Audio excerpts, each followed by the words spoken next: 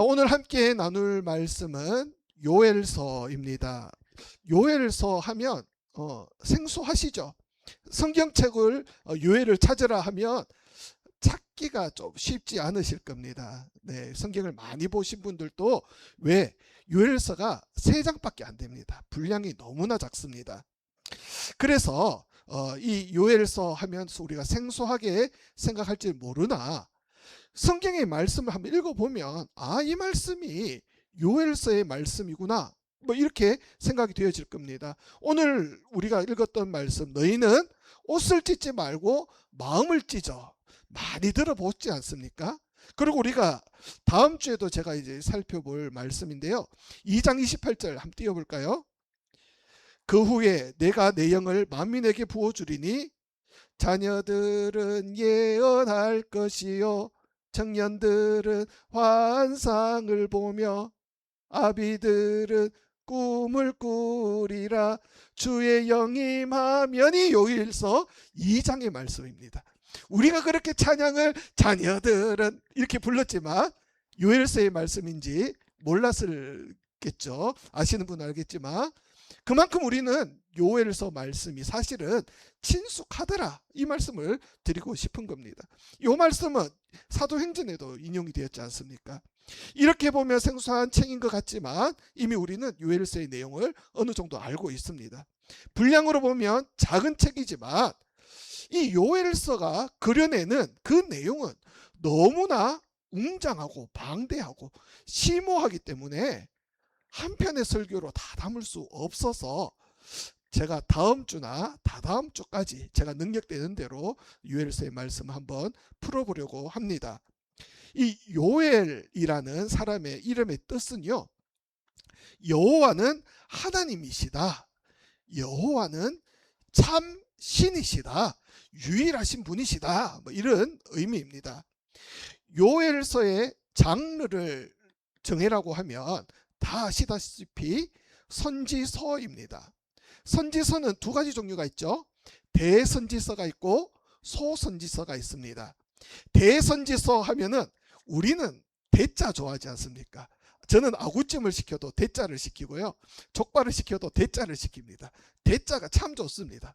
이 대선지서 하니까 아이고, 이 선지자는 되게 좀 위대하고 능력이 많고, 소선지서 하면 이 선지자는 조금 힘이 없고 뭐 약하고 뭐 이렇게 생각할지 모르겠는데요, 아무 의미가 없습니다. 분량이 많은 책은 대선지서, 분량이 적은 책은 소선지서, 이렇게 구분을 합니다. 소설 같은 거 보면 장편소설, 그 다음 단편소설 이렇게 나누지 않습니까? 그런 의미라고 생각하면 됩니다. 이 요엘서의 특징이 있는데, 요엘 선지자에 대한 설명이 제한적이라는 거예요. 다른 선지자들은요, 누구 아들 누구고 어느 왕 때 무슨 일을 했고 직업이 뭐였고 이런 것들이 이 선지자에 대한 이력이 간략하게나마 이렇게 다 기록이 되어 있지만, 요엘은요, 부두엘의 아들 요엘이라는 내용 외에는 아무런 활동을 언제 했는지, 어느 출신인지, 또 활동 무대가 남유다인지 북이스라엘인지 어느 시대인지 아무런 내용이 없다는 겁니다. 또 어떤 특징이 있냐면, 우리가 앞에서 살펴보았던 이사야, 예레미야, 에스겔, 뭐 이런 다니엘, 이런 내용들을 우리가 보면은 그 당시에 시대에 있던 백성들이 어떤 잘못을 했고 어떠한 죄악상이 있었기 때문에 너희는 회개해라, 하나님께로 돌아오라, 이런 죄악상에 대한 고발이 있는데, 요엘은 이것조차도 없습니다. 그냥 회개해라, 그냥 돌아오라, 이렇게 시작합니다. 왜 그러느냐, 왜 그렇게 이렇게 죄악상을 고발하지 않고 바로 돌아오라 라고 이렇게 이야기를 하느냐, 그 이유는요, 고통받고 있는 이 백성들이 이미 자신의 죄악상을 다 알고 있기 때문이다 라고 많은 학자들이 이렇게 이야기를 하더라고요. 그래서 이 요엘서의 특징은 이렇고, 오늘 우리가 읽었던 말씀이 2절밖에 안 되지 않습니까? 평소에는 제가 한 5절씩 6절 많으면 10몇 절씩 읽는데 왜 이렇게 짧을까? 제가 봐야 할 분량이 오늘 봐야 할 분량이 너무 많기 때문이에요. 1장 1절부터 2장 17절까지 우리가 한번 이 내용을 한번 쭉 흐름을 살펴보면서 하나님께서 우리에게 뭐라고 이야기하시는지 우리의 삶으로 한번 받아보는 시간을 가져보려고 합니다. 먼저 4장 1장 요엘 1장 4절에서 6절까지 말씀 한번 띄워보세요.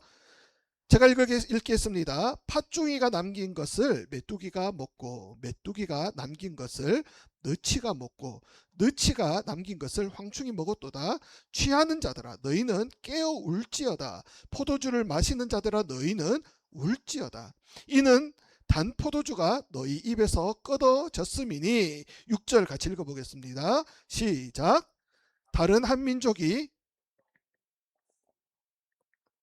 강하고 수가 많으며 그 이빨은 사자의 이빨 같고 그 어금니는 암사자의 어금니 같도다. 요엘서는 아까 전에 말씀드렸다시피 앞뒤 아무런 설명 없이 갑자기 팥중이 뭐 곤충 종류 같아요.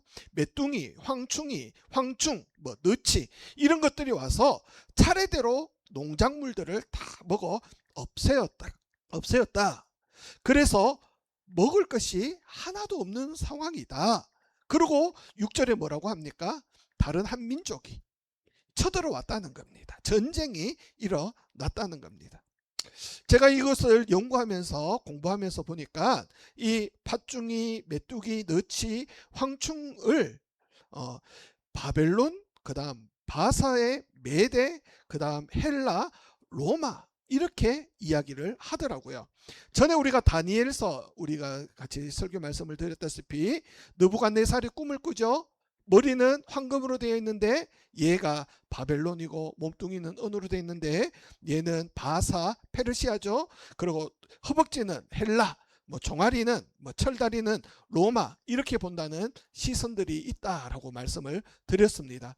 하나님의 통치와 계획이 이렇게 여러 선지자들의 입을 통해서 예언되고 있다. 이렇게 우리가 받아들이면 될 것 같아요. 어쨌든 이스라엘의 죄로 인해서 많은 나라들이 침략을 한다는 겁니다. 그러므로 인해서 무슨 문제가 생기느냐? 9절 말씀 한번 살펴보겠습니다. 9절 말씀 같이 읽어볼까요? 시작. 소재와 전제가 여호와의 성전에서 끊어졌고 여호와께 수종드는 제사장은 슬퍼하도다. 소재와 전제,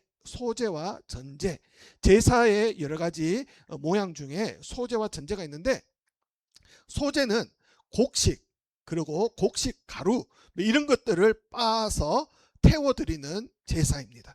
전제는 부어서 드리는 겁니다. 주로 포도주를 부어서 드리죠. 소재의 의미는요, 이 곡식을 드리니까 이 곡식은 누가 열매 맺게 하십니까? 하나님이 열매 맺게 하시잖아요. 우리가 지금 무더운 여름철 비도 안 오고 그래서 포항시나 뭐 우리 이 나라에 농사 짓는 분들이 뭐를 기다립니까? 비를 기다려요.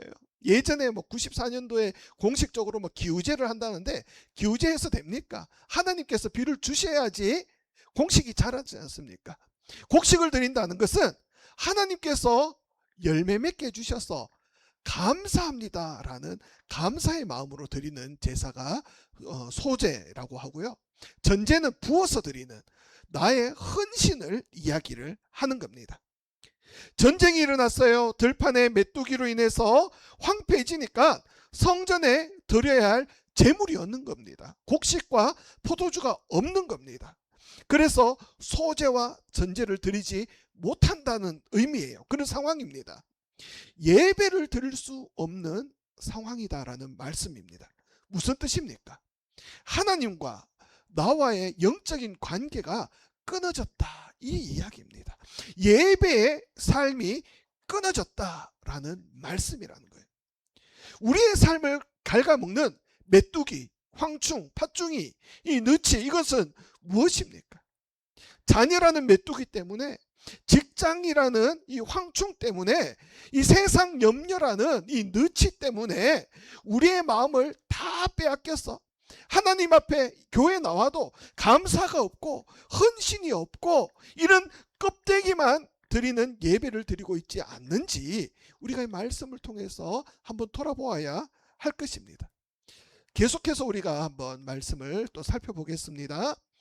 요엘서에는요, 중요한 키워드가 있어요. 2장 1절 말씀입니다. 2장 1절 말씀 같이 읽겠습니다. 시작.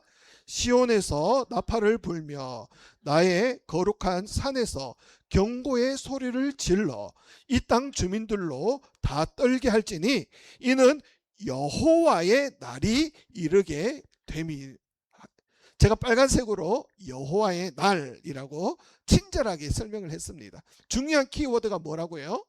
여호와의 날입니다. 그리고 2절 말씀 한번 보겠습니다. 2절 말씀. 이 여호와의 날이 어떤 날인가? 여호와의 날은 우리가 흔히 생각하면 구원의 날, 우리가 해방하는 날, 하나님께서 딱 오시는, 예수님께서 재림하시는 그날 우리는 구원받았다, 그래서 기쁨의 날 이렇게 생각하는데 2절 한번 보세요. 2절 시작. 곧 어둡고 캄캄한 날이요 짙은 구름이 덮인 날이라. 아멘. 여기까지만 하겠습니다. 여호와의 날이 기쁨의 날, 행복한 날, 구원의 날, 잔치의 날이 아니라 뭐라고 합니까? 곧 어둡고 캄캄한 날이고 짙은 구름이 덮인 날이다. 여호와의 날의 양면성을 보여주는 겁니다. 여호와의 날이 임했는데 그렇게 캄캄한 날이다. 그리고 11절 말씀, 11절 말씀 빨간 부분만 한번 볼까요? 시작. 여호와의 날이 크고 심히 두렵도다. 여호와의 날이 캄캄하고 어두운데 뭐까지 해요? 두렵고 무섭다. 기독교인에게 있어서, 기독교인의 크리스찬에게 있어서 두려움이라는 단어는 어떤 단어입니까? 금기시 하는 단어, 좀 이질적인 단어라고 생각하지 않습니까? 믿음 있는 사람이 왜 두려워하느냐? 예수 믿고 구원받았는데 뭐가 두려워? 뭐가 무서워? 우리가 이렇게 이야기하지 않습니까? 예수 믿었으니까, 하나님이 우리와 함께 하시니까 우리는 담대해. 두려운 거는 불신앙이야, 믿음이 없는 모습이야, 이렇게 이야기하지 않으십니까? 그런데 아무리 신앙이 좋아도 두려운 것은 두려운 거예요. 무서운 것은 무서운 거예요. 찬송가 563장 마음속에 근심 있는 사람, 마음속에 근심 있는 4절 죽음 앞에 겁을 내는 자여. 저는 이 말씀, 이 찬양 들을 때마다 하나님 앞에 정말 간절하게 불러요. 저도 죽음이 두렵고 무섭거든요. 그래서 하나님 앞에 자꾸 하나님 무서워요 하면 마음이 편안해집니다. 누구나 무서운 거는 무서운 겁니다. 예수님도 겟세마네 동산에 기도하실 때에 무섭고 두려워 떨면서 기도하셨습니다. 죽음은요, 하나님의 거대한 자연의 질서입니다. 그 앞에 우리는 두려워 떨 수밖에 없어요. 그날은 왜? 심판의 날이기 때문입니다. 이사야도 그랬고요, 기드온도 그랬고요, 삼손의 아버지 마노아도 그랬습니다. 하나님을 배웠을 때 죽게 되었구나, 내가 죽게 되었구나 하며 두려워하며 떨고 있었다는 거예요. 마치 재판장에 서 있는 죄인처럼 그렇게 두려워하였다는 겁니다. 그런데 이 두려움에 다른 이야기가 있습니다. 경외하다라는 말입니다. 두려움과 공경이 합쳐진 이야기입니다. 많은 성도들이 예수님의 십자가로 구원받았다, 그래서 담대하라, 이렇게 이야기하지만, 그러나 그 담대함, 이 담대함, 용기가 하나님 앞에서는 아니라는 이야기예요. 나는 구원받았는데 하면서 죄를 짓기도 하고 하나님의 뜻을 따르지도 않고 그냥 죄 가운데 살아가는 그 모습은 하나님을 두려워하지 않는, 하나님을 경외하지 않는 모습이란 것입니다. 죄에 대해서 무뎌져서 살아가고 있는 이 모습을 우리가 볼 수 있는 거예요. 그러면 안 된다는 겁니다. 하나님을 두려워해야 되는 거예요. 하나님을 경외해야 합니다. 하나님을 두려워하는 자들은요, 결코 자기 마음대로 살아갈 수가 없습니다. 하나님 눈치 보여서 어떻게 마음대로 살아갈 수가 있겠습니까? 그 두려우신 하나님 앞에, 그 경외해야 할 하나님 앞에 우리는 어떻게 하라는가?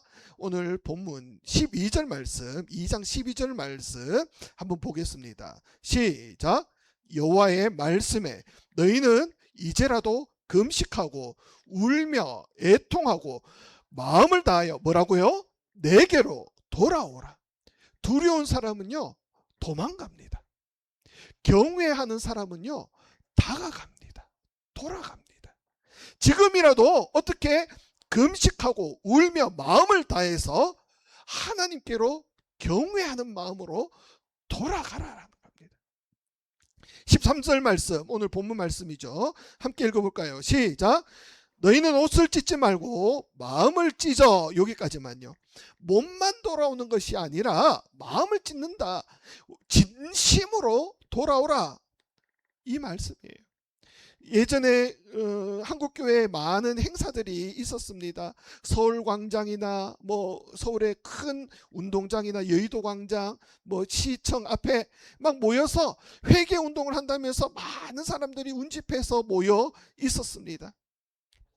참 은혜되는 모습이기도 하지만 하나님이 보시기에 어떠했을까? 퍼포먼스로 보지 않으셨을까? 그런 의심도 해봅니다. 왜? 회개는요, 일회성이 아니라 연속성입니다. 내 인생에 계속해서 회개가 일어나야 한다는 거예요. 한 번만 회개하고 나는 구원받아서 내 마음대로 살래. 구원파가 딱 그 모습입니다.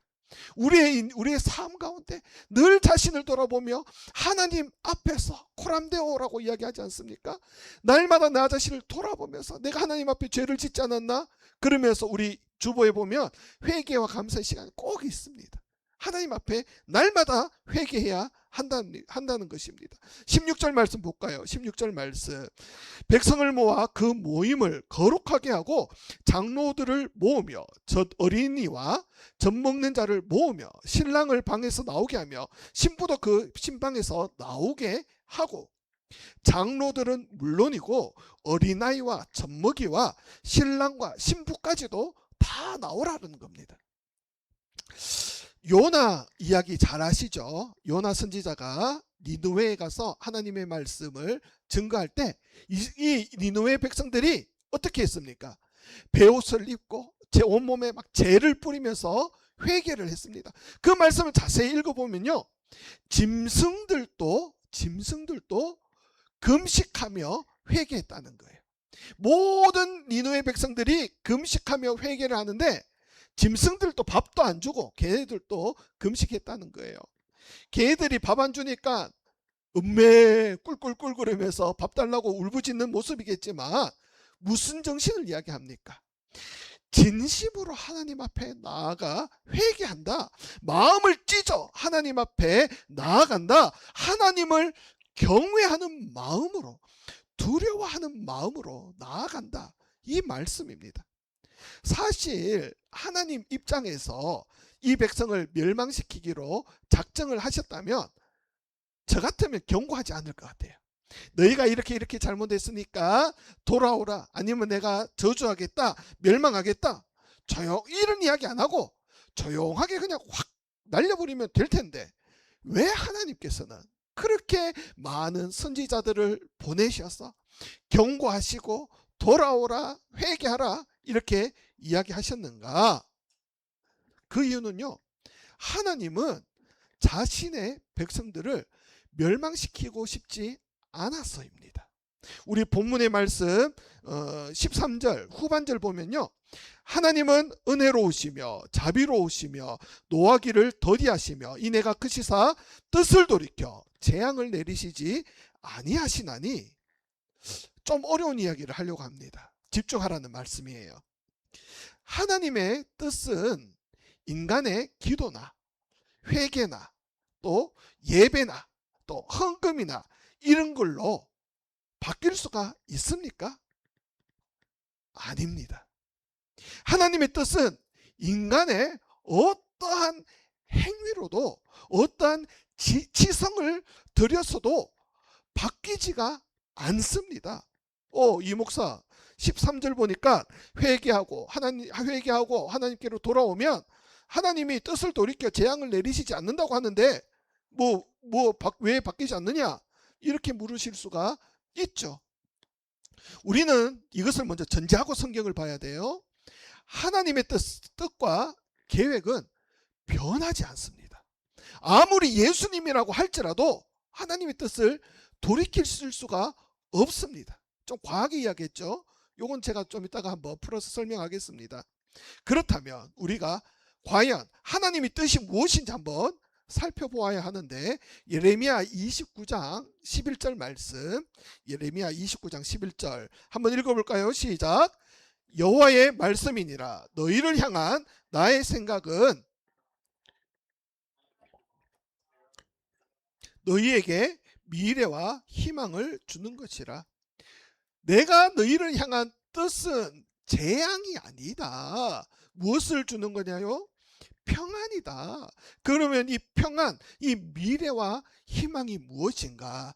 요한복음 3장 16절은 우리가 너무 잘 알죠. 17절 말씀 우리 한번 읽어보겠습니다. 시작. 그 아들을 세상에 보내신 것은 세상을 심판하려 하심이 아니요, 그로 말미암아 세상이 구원을 받게 하려 하심이라. 하나님께서 우리에게 경고하시고 돌아오라 멸망하시고 채찍을 드시고 때리시고 하는 이유는 재앙이 아니라 우리를, 하나님의 자녀들을 구원하게 하시려 함이니라. 할렐루야. 아멘 소리가 작습니다. 안 믿으십니까? 그래서 아무리 겟세마네에서 내 잔을 돌이켜 주십시오, 이 잔이 너무나 무겁습니다, 하나님 앞에 그렇게 피눈물을 흘려서 기도하던 예수님의 말씀을 하나님이 들어주십니까? 안 들어주십니까? 안 들어주셔요. 그래서 아무리 예수님이라고 할지라도 하나님의 자녀들의 구원의 계획은 바뀌지가 않는다, 돌이키지가 않는다라고 말씀을 드린 겁니다. 하나님의 뜻은 세상의 구원이고 우리를 구원하시기 위함이지 저주와 절망, 멸망이 아니라는 겁니다. 그래서 요엘서를 통해서 하나님은 은혜로우시고 자비로우시고 노하기를 더디하시고 인애가 크시사 재앙을 내리시지 않는다. 이 말은 저주의 뜻이 있는 것이 아니라 구원의 뜻이 있다. 인간의 모습에서 볼 때에 하나님께서 마음을 돌이키는 것처럼 보이지만 원래 처음부터 하나님은 저주할 마음이 없었다, 멸망할 마음이 없었다라는 것입니다. 우리를 구원하시기 위하여 단지 경고의 메시지를 주시기 위함이다. 그렇기 때문에 우리는 하나님 앞에 어떻게 해야 된다고 말씀을 드렸습니까? 옷을 찢지 말고 마음을 찢어서 하나님 앞에 경외하는 마음으로, 두려워하는 마음으로 돌아가야 한다. 그렇다면 우리는 어디에서 마음을 찢어야 하는가? 어디에서 하나님 앞에 회개하며 어디에서 예배의 회복을 해야 하는가? 우리 17절 말씀 한번 보겠습니다. 우리 한번 빨간 글자로 되어 있나요? 우리 빨간 글자까지만 처음부터 시작. 여호와를 섬기는 낭실과 제단 사이에서, 아멘, 낭실과 제단 사이에서 울라라고 이야기를 하시죠. 제가 솔로몬 성전 그림을 가져왔는데요. 이게 조금 내려오면 이게 다죠. 이 솔로몬 성전입니다. 요 안에 성소와 여기가 회막이 있는 부분이었는데 칸막이가 되고 여기가 지성소고 여기 법궤가 있고요. 여기가 야긴과 보아스 기둥이 있고 여기가 회랑 낭실입니다. 현관이 낭실입니다. 그리고 여기가 제단입니다. 낭실과 제단 사이라는 말은 여기를 이야기하는 거예요. 여기서 여기까지 거리가 한 11m에서 한 15m 정도 된다고 합니다. 여기에서 저 끝까지가 한 11m 정도 될 겁니다. 우리 교회가 한 15m에서 20m 사이거든요. 한 이 정도 길이라고 생각을 하시면 돼요. 여기 제단 뒤에 보면요, 제단 뜰이 이렇게 있습니다. 제단 뜰에 많은 백성들이 제물을 드릴 소, 양, 비둘기를 들고 하나님 앞에 경외하는 마음으로, 두려워하는 마음으로 서 있습니다. 그러면서 기도하죠. 하나님, 나의 죄를 용서해 주십시오. 그러면서 기도합니다. 그러면 순서에 따라서 이 소 잡을 사람이 와서 여기서 소 잡고 제사장들과 함께 번제, 화제, 여러 가지 제사를 여기서 드립니다. 번제단에서. 그러면 제사장이 한두 명만 있는 게 아니지 않습니까? 담당자는 여기서 제사를 드리고 나머지 제사장들은 회랑과 제단 사이에 서서 이 백성들의 죄를 위하여 중보 기도를 합니다. 이게 제사의 모습입니다.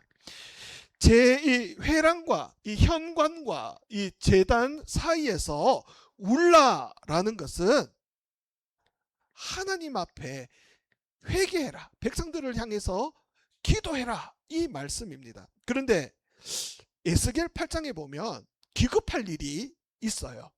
예루살렘 이 성전에, 이 솔로몬 성전에 곳곳에 우상들이 세워집니다. 그리고 16절 말씀, 우리 빨간 부분만 한번 전체적으로 한번 읽어보겠습니다. 시작. 그가 또 나를 데리고 여호와의 성전 안뜰에 들어가게 하시니, 보라, 여호와의 성전 문 곧 현관과 제단 사이에서, 여기가 회랑과 제단 사이라는 말이에요. 약 25명이 여호와의 성전을 등지고 낯을, 얼굴을 동쪽으로 향하여 뭐라고요? 동쪽 태양에게 예배를 하더라. 우상 숭배를 하더라는 겁니다.